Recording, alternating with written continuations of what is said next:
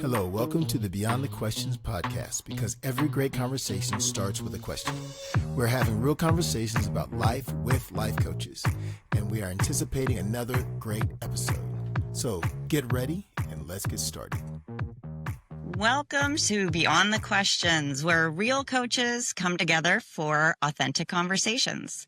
I'm Kellie Grutko, founder of Purposeful Pivot, a coaching and retreat business for midlife women. And my mission as a transition coach is to help accomplished women experiencing corporate burnout find their what's next. And before we dive into today's theme, which is finding rest in the rush, I'd love for each of the coaches today to introduce themselves and share their missions. So why don't we start? TQ, do you want to start us off? Yeah. My name is Twan, or TQ, as you just heard Kellie say. I'm a life coach with TQ Coaching Solutions, and I love helping people get unstuck when they have goals that they're trying to get after, whether you're an entrepreneur, creator, innovator, or just trying to figure something out in life. I'd love to walk with people through that. So that's what I'm doing. And I also play music a little bit too, in case you look it up and you go, I thought this guy was a life coach, and you see me playing guitar. That may happen as well. About you, Jason? I can promise you the one thing you'll never see if you look me up is me playing guitar or singing. So, so my name is Jason Roton with Jason Roton Coaching. So I want to help people unleash their potential, ignite their passion, and awaken their purpose. So I am a life and executive coach. Last week, officially certified life and executive coach through the ICF. Yay. And I'm also exploring what it looks like to use coaching to help people explore their emotional intelligence, and especially how that impacts your business and small businesses in particular. What about you, Ericka? Yeah, so I chose to become a life coach through some experience through life, and my mission is to support women who have experienced trauma by coaching and helping them through grief, healing, relationship challenges, and hopefully some personal growth, and to provide a safe space for them to walk through all of these challenges. Some of these women might not have security or no safety, not a lot of trust, and possibly an unsupportive community, and potentially financial challenges as well. So just as a woman who has gone through this kind of trauma, I chose to educate myself and get my coaching certification to be able to walk alongside of other women that are also going through this. Awesome. Well, thank you guys. So today we're diving into something that shows up for nearly all high achievers or high performers, and that's finding rest in the rush of either the holiday season that we're coming up into or any time of the year, basically. So I think sometimes we magnify expectations and obligations, and our emotions get the best of us. So today we're talking about kind of reclaiming that energy, honoring our limits, and navigating life's changes, and be a little bit more grounded. So let's start with the heart of the topic today, which is rest. So not the kind that we schedule for someday, but the kind we probably need right now. So I'm going to just throw out to the coaches if anyone wants to take this one. Why do you think rest feels just impossible for high achievers? I do think in our society and our culture, and I can only speak specifically for like American culture, doesn't really teach us how to rest in our regular everyday schedules. We're constantly feeling it. We're late to the next thing that we already need to be at. And when we're at that, our mind is already on the next thing that we need to do, whether that is through business in life or even a busy mom who is taking her kids to all the extracurricular activities. So it's like, it's not even fathomable because we haven't learned how to put rest into our schedules. Yeah, that's really true.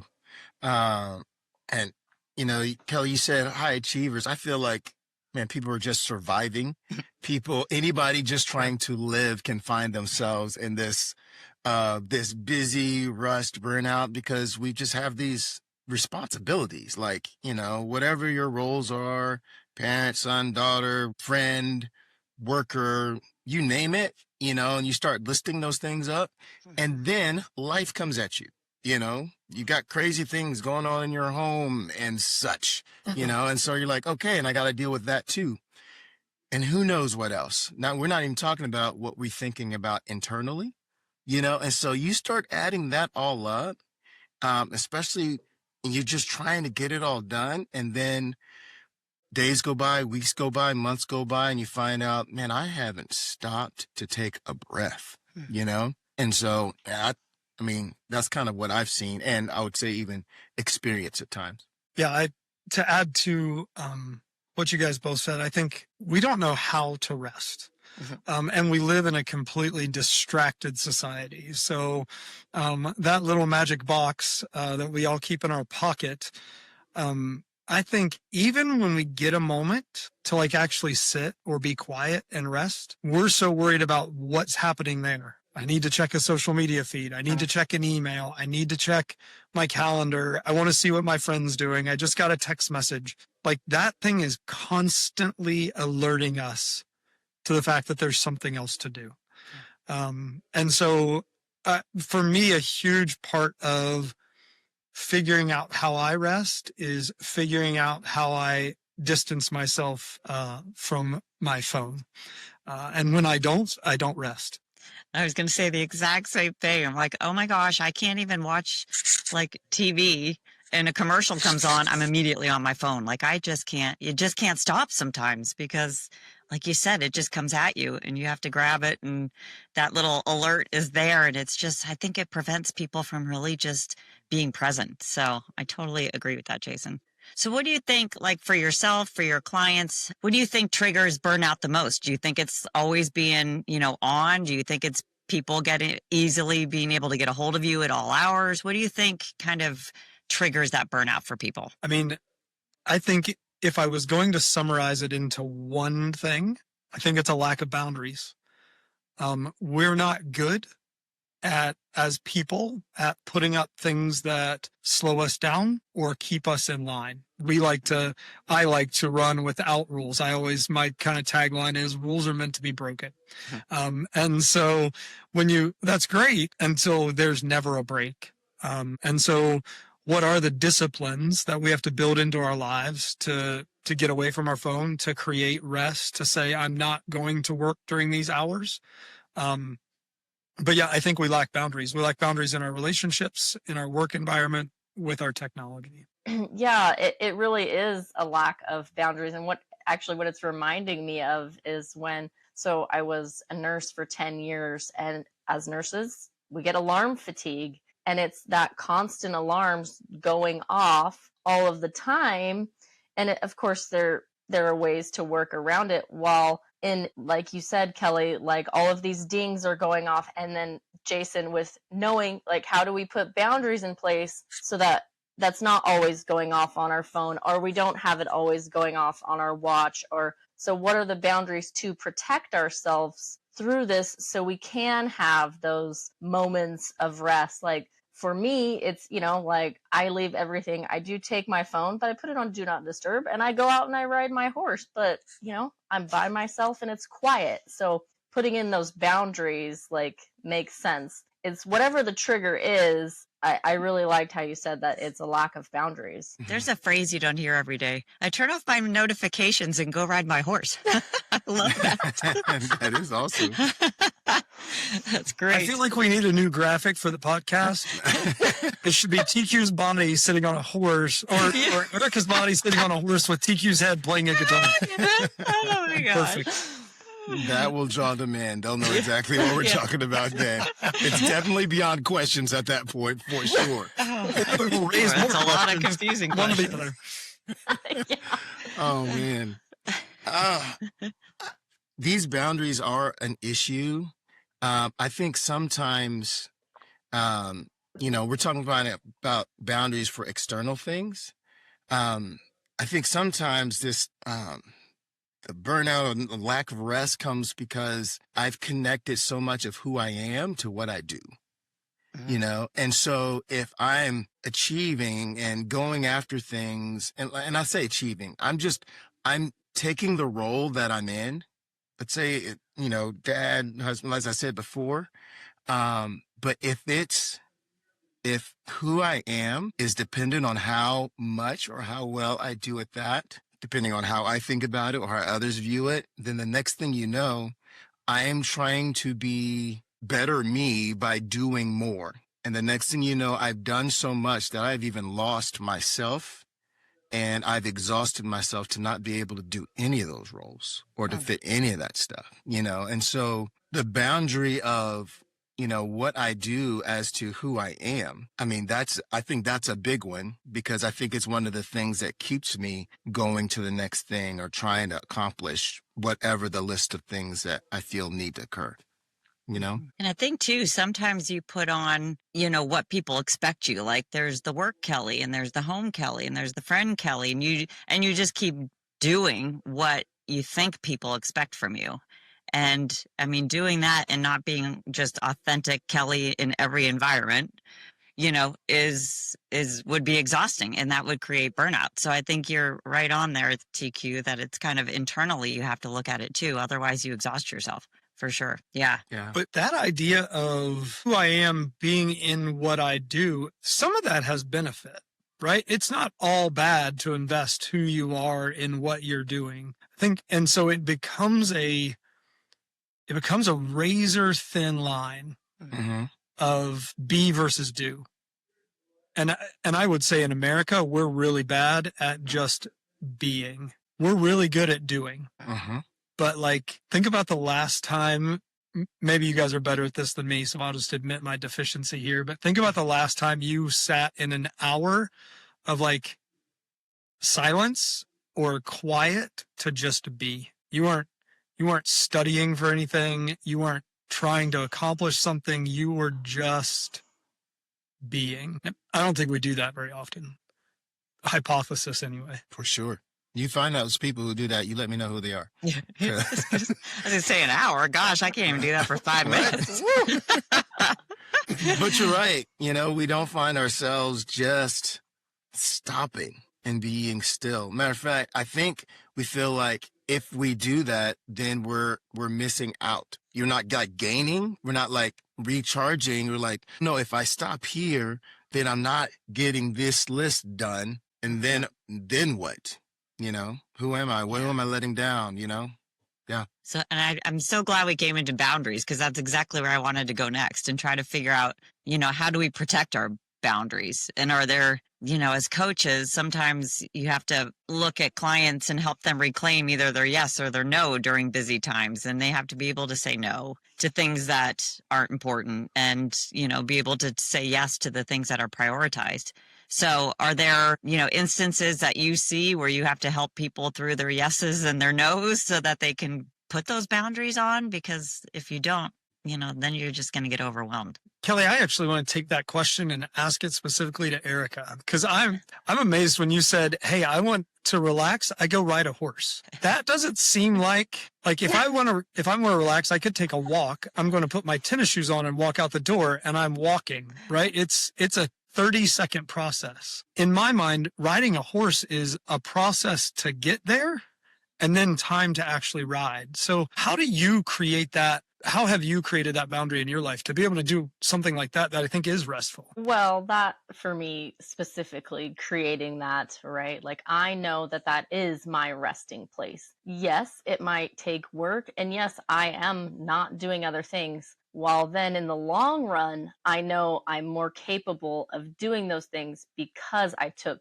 that break.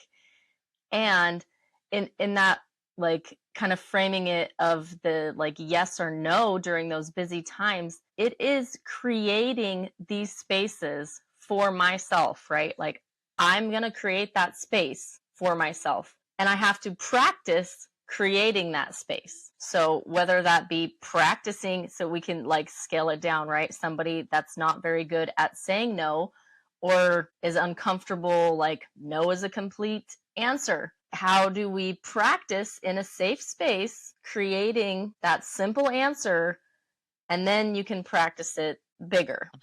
You know, and I think too, I love the word practice, because sometimes it does take practice to say no. I mean, just yesterday, I was asked to do a project with someone and I really wanted to do it, but I just knew deep down in my heart, I just didn't have the bandwidth to do it because I was doing too many things at one time. So I had to decline getting involved, and it was just creating such anxiety within me to just say no. But then after I did, I'm like, oh, I'm so glad I did, because I could not have done that properly if I had agreed to do it. So I think sometimes you have to practice saying no.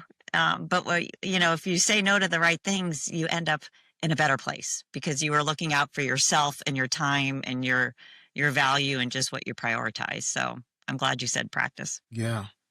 Yeah. With that practice, I'm even going, how do you practice resting? Like you said, Ericka, you said, I know that that's a place I find rest.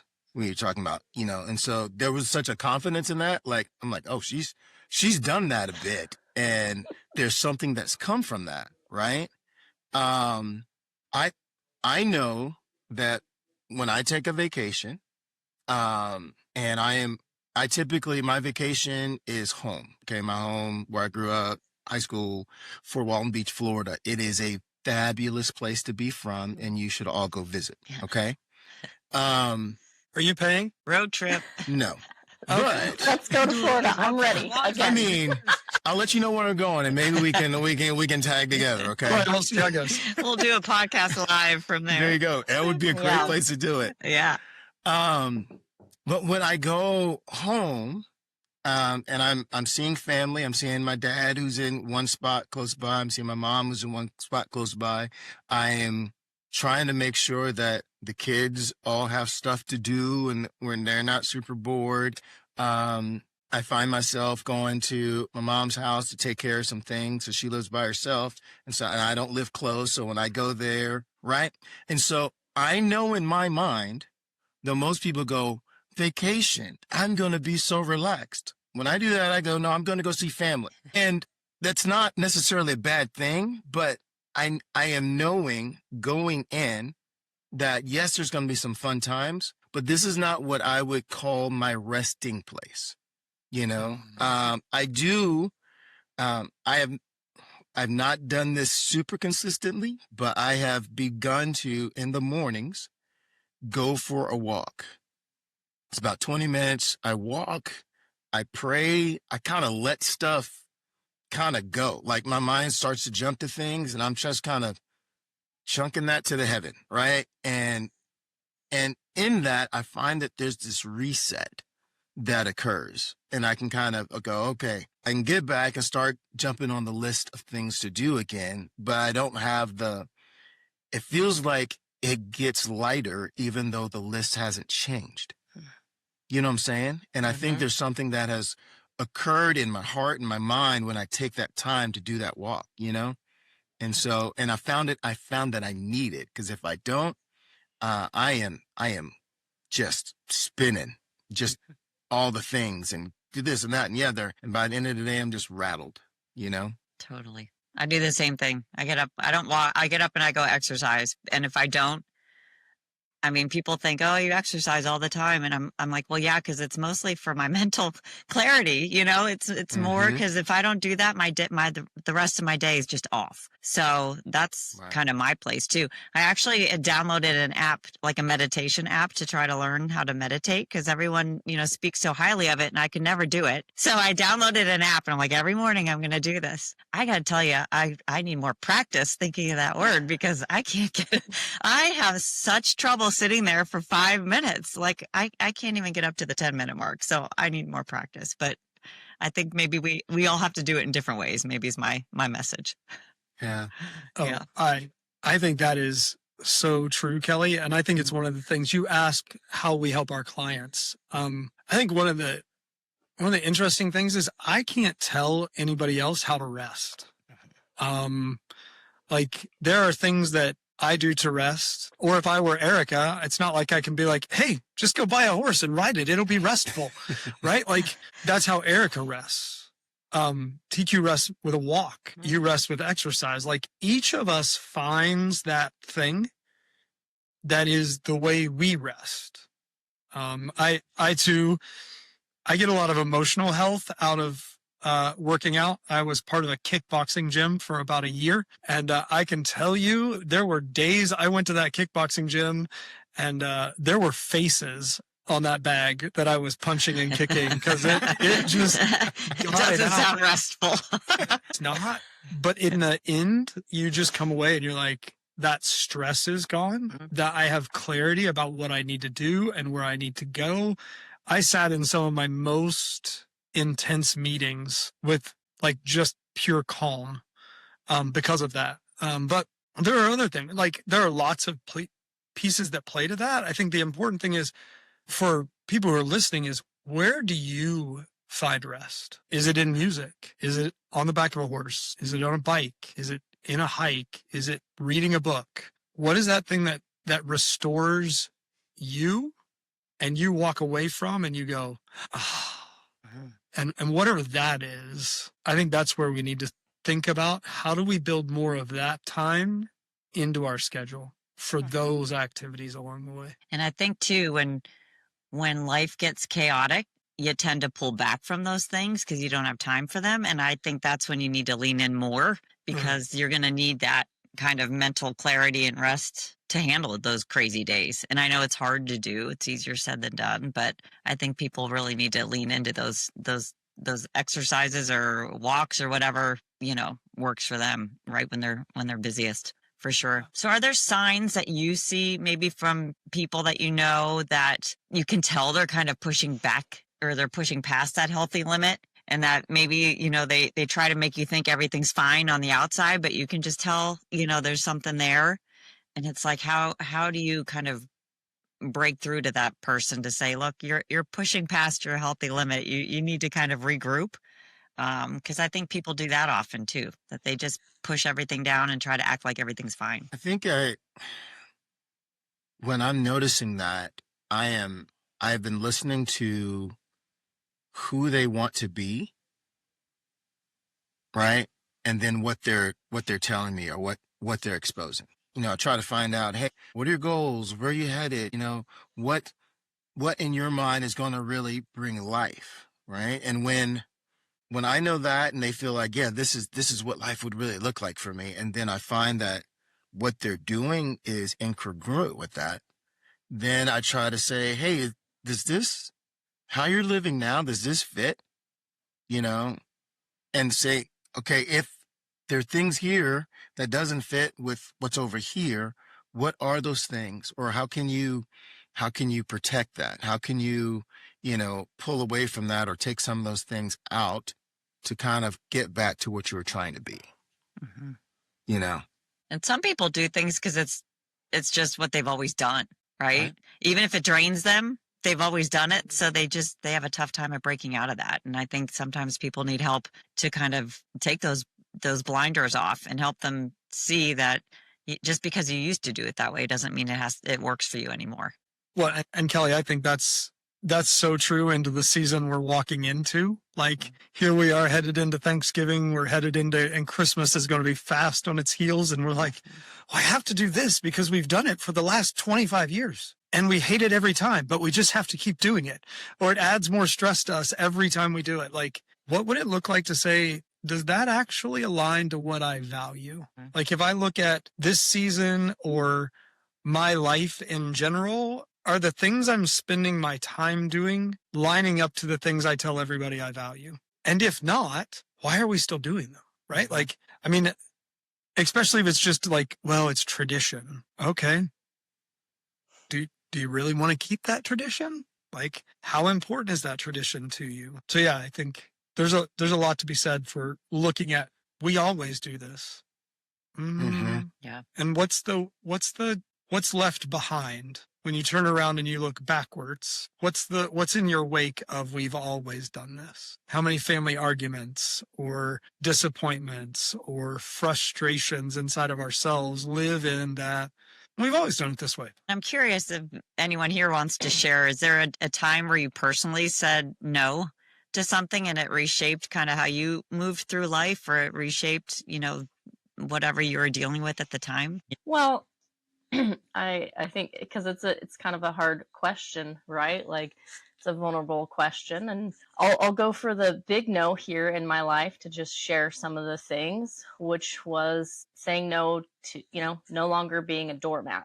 And that is when I left my soon to be ex-husband. And that wasn't a light decision. While yes, it has completely reshaped my life. While it was a great no, I was not in a healthy place. And even thinking about some of these things that we're talking about, like I was not functioning as a normal-ish, I don't really like that word, but I wasn't functioning as a human being in general. And finally saying that no, and I remember when I drove down that driveway, just this relief coming off of me because I knew that was the correct thing to do and the correct no to say. And it reshapes everything. It really does. And I'm still moving through it and I'm still learning and they're still hard. While if I look back at, that woman that said no, first of all, I'm going to give her a hug. Tell her you can do it. And then I'm going to be like, you will get off the floor. You will get up. It is a hard no to say, yet it's the no that needs to be said. Ericka, thank you for that vulnerability. That's a big no. And I can't imagine the implications of that one. Nothing even close to follow that with. But Kellie, when you asked that question, I thought about this last year, and I took a job that was at a nonprofit organization that I love and respect, and I thought, this is going to be the job that pays the bills. It's going to be great. And it did. It paid the bills. Things were going really well, but other things were suffering. I had almost no time to do what I love as far as coaching goes. I was having to reschedule calls or change things around.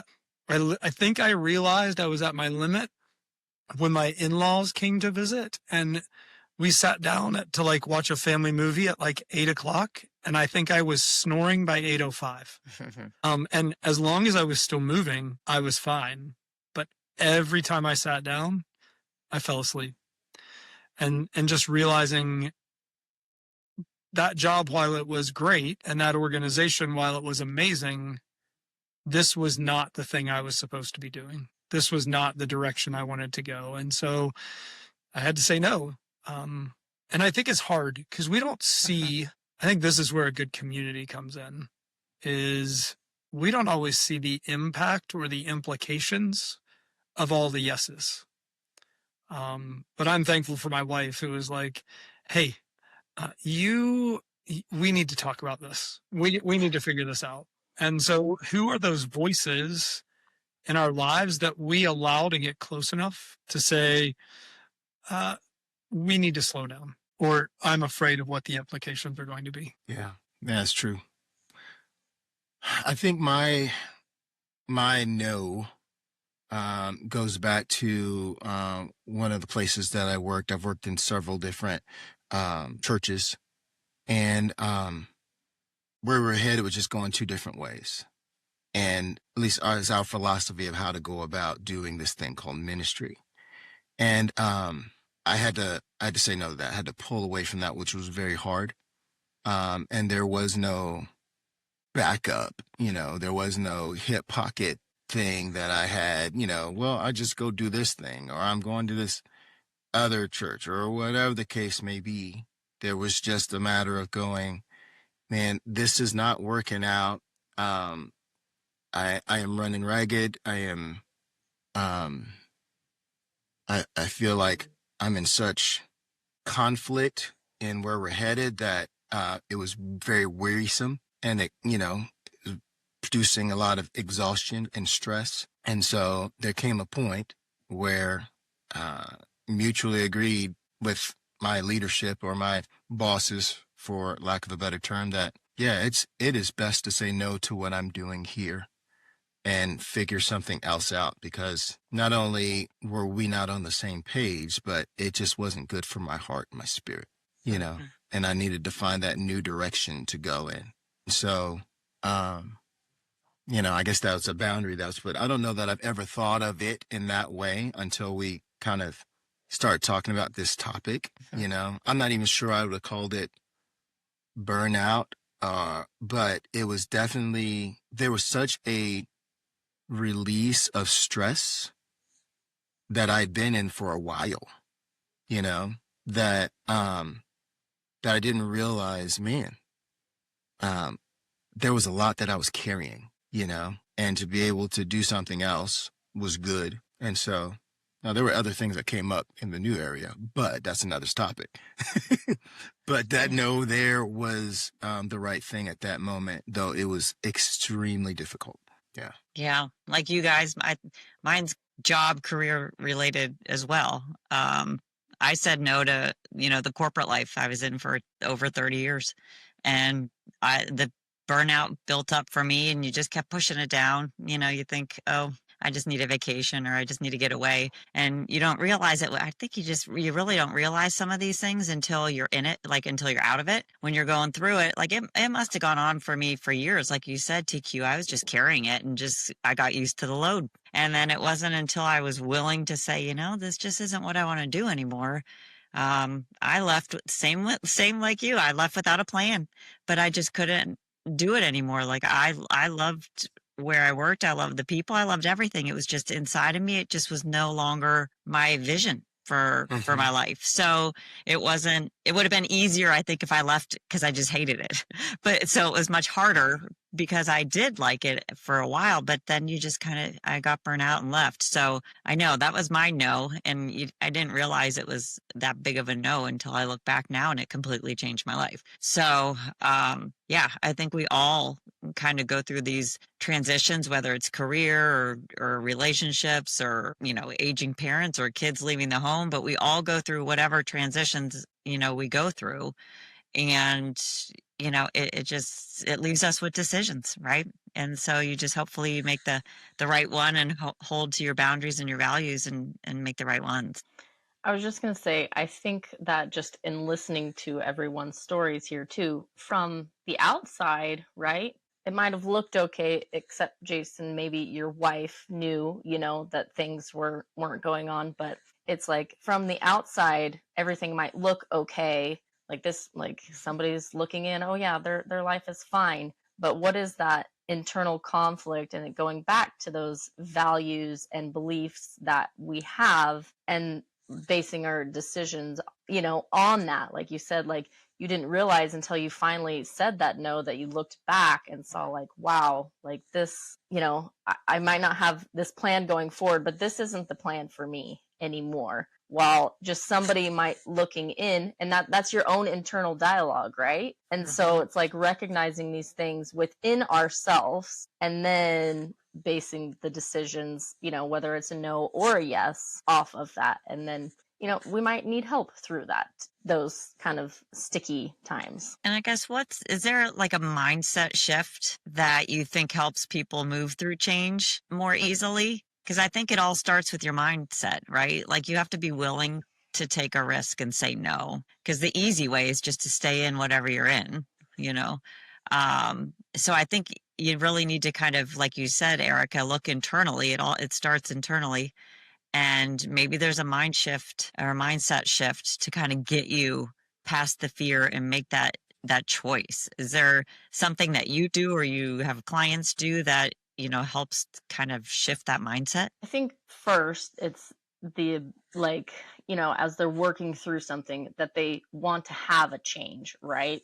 Whether they know what that change is or not, that there wants to be a change. And then holding on to that hope that change can happen, right? It doesn't have to be this way. Why I don't have to have these family traditions where everyone is arguing all the time just because of this. So how do we change it? How do we shift it and be bold and speak up to change it, and holding on, to that hope that it can change and look differently than it has in the past. And I think letting go of some guilt too, right? There's always, when you make a big decision, sometimes just guilt sets in, like, oh my gosh, I feel guilty. I'm doing something for myself, or, I'm doing something and it might affect other people in my life. And I think you have to be willing to give up that guilt too, that holds you back. Because I think that's a big one for people. Yeah, the guilt and shame is things that have to be worked through. And while of course we are four coaches here, and so I see Jason's mind like stirring with this question. So Jason, you're gonna have to speak up here and tell us what's going through your mind. I think what's going through my mind is we started with this idea of rest, and we've kind of shifted into how do we make change, but I feel like rest got left a little bit. And so I'm trying to figure out, how do we come back to that? In the midst of this, how do I find a rest? I wonder if what makes change hard is because we're making decisions in such split-second time without really thinking it through, because we don't take time to rest, because we're always moving, because we're on the edge of burnout. And then it's like, I've got to change. I got to make the decision. And I can't, because I haven't slowed down. So one of the things, we attend a church, and my pastor will often walk up to me and he'll say, I hope you have a slow morning. And I think he knows that I don't have very many slow mornings. But it's a reminder now that he's said enough times to me that I actually think about pace of which I'm making decisions, and really at which I'm living life, and how am I finding rest in the middle of that? I don't think rest has to be a 4-hour thing, but it can be, my son just finished health class as a freshman in high school, and the best power naps are 20 to 35 minutes. For sure. And I was like, sweet. Sign me up. Let's take a power, what if we began to incorporate real rest into our rhythms of life? I wonder how much easier it would be to say intentional no's and to make progress in intentional change. So that's what was in my mind, Ericka. I don't know if I articulated that clearly or not, but that's what I was trying to figure out, is how to say that. Yeah. No, I think that's good. Yeah. We are often, I won't talk for everybody. I have often made decisions when I was so weary, right? So weary that I couldn't think straight. I couldn't get I couldn't take into account my emotions, logic, who it influences, right? And so because I wasn't rested enough, and I would find myself maybe prolonging something that I shouldn't, or stepping into something that I shouldn't. Either way can be bad, but it's just like I'm most clear on a day in that morning after a decent night's rest, and I've taken a minute, taken my walk, and there's such relief and clarity to be able to do the things that are next. And so I think that is how that rest really affects those yeses and nos, and what we're doing with our life, or what I'm doing with my life. I'll get back to talking about myself. Yeah, I think it comes back to, the simple, steady practices, like those behaviors that help us reconnect with what matters most. So we're all talking about our no's or big decisions, but it does come back to being prepared. So when there is a big decision that is in front of you, you always know how to kind of get back to yourself and connect with what's important, so that you can take the time to make those decisions.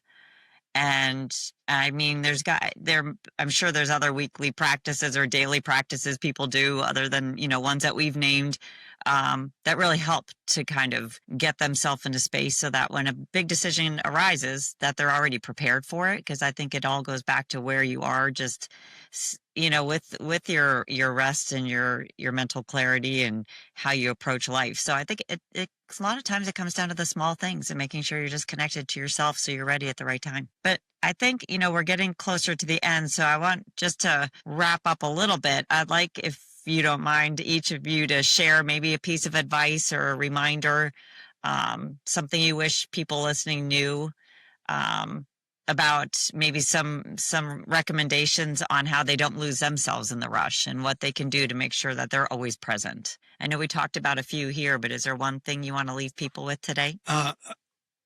I would say avoid the comparison trap. I think so often we look at either how much someone else is doing and how little we feel like we're doing in comparison, and then we push ourselves for more. Or we just keep trying to keep up with the next person. And then, back to the phone thing that I started with, I'll say, I think we love to take everybody else's highlight reel and compare it to our everyday life. And it's not real. Like, you may have a really high capacity to get a lot done, and that's fantastic. In the midst of all that, where do you find rest? Or if you're someone who doesn't have that same capacity, my guess is your work and the things you do are just as important and you're just as intentional about it, but you can be moving slower and still not resting. And so I think the biggest thing is figure out what rest means for you and how to work that into your daily rhythm, and stop looking at what everybody else is doing and try to say, well, they do this, so I have to do that. It's just going to wear you out. Yeah, that's good. Yeah. Relentlessly pursue rest. Getting rest takes effort, which sounds like an oxymoron. But it really, like, if I don't begin the week or the day and schedule it in, it will not happen. Guaranteed.